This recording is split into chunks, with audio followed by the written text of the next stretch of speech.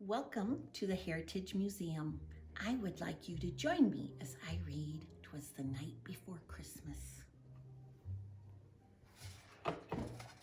In 1822, a New York clergyman named Clement Clark Moore spun together Christmas memories for his children.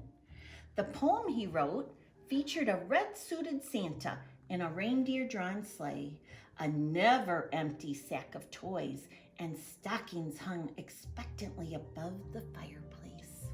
He called it A Visit from St. Nicholas, and it was then published anonymously in a newspaper in Troy, New York. It captured the public's imagination. The poem's opening line, "'Twas the night before Christmas," soon replaced the original title.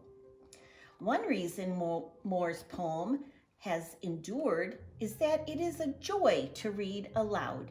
Beginning in hushed suspense, the poem builds to a dramatic crescendo as the rollicking verses usher in the mysterious midnight visitor.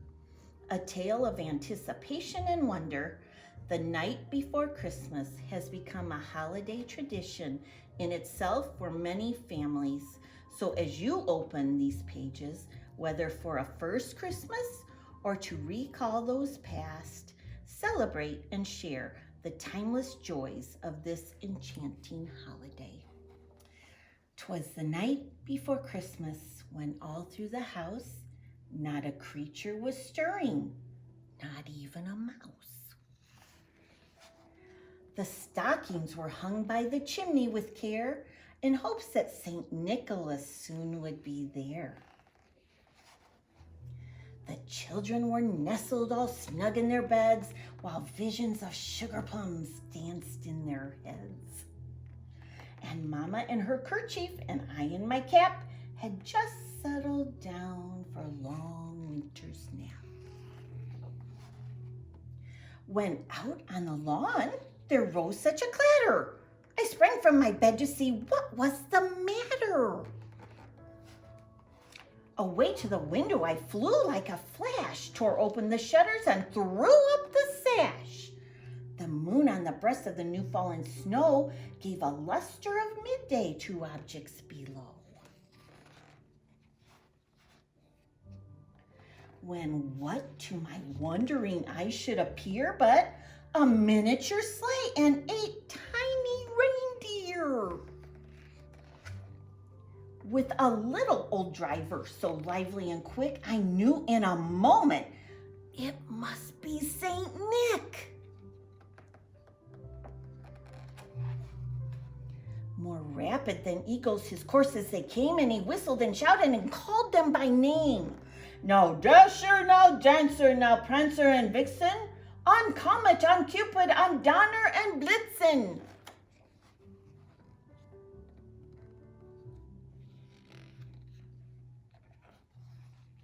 To the top of the porch, to the top of the wall, now dash away, dash away, dash away all. As dry leaves before the wild hurricane fly, when they meet with an obstacle, mount to the sky. So up to the housetop the coursers they flew, with sleigh full of toys and St. Nicholas too. And then in a twinkling I heard on the roof the prancing and pawing of each little hoof. As I drew in my head and was turning around, down the chimney St. Nicholas came with a bound. He was dressed all in fur from his head to his foot, and his clothes were all tarnished like ashes and soot.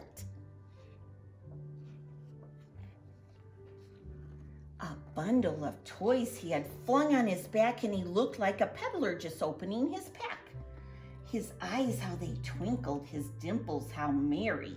His cheeks were like roses, his nose like a cherry.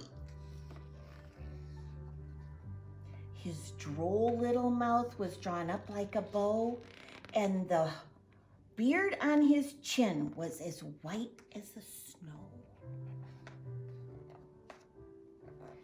the stump of a pipe he held tight in his teeth, and the smoke had encircled his head like a wreath. He had a broad face and a little round belly that shook when he laughed like a bowl full of jelly. He was chubby and plump, a right jolly old elf, and I laughed when I saw him in spite of myself.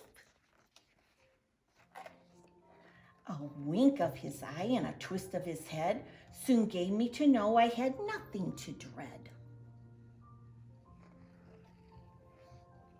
He spoke not a word and went straight to his work and filled all the stockings, then turned with a jerk. And laying his finger aside of his nose and giving a nod, up the chimney he rose. He sprang to his sleigh, to his team gave a whistle, and away they all flew like the down of a thistle. But I heard him explain as he drove out of sight, "Merry Christmas to all, and to all a good night."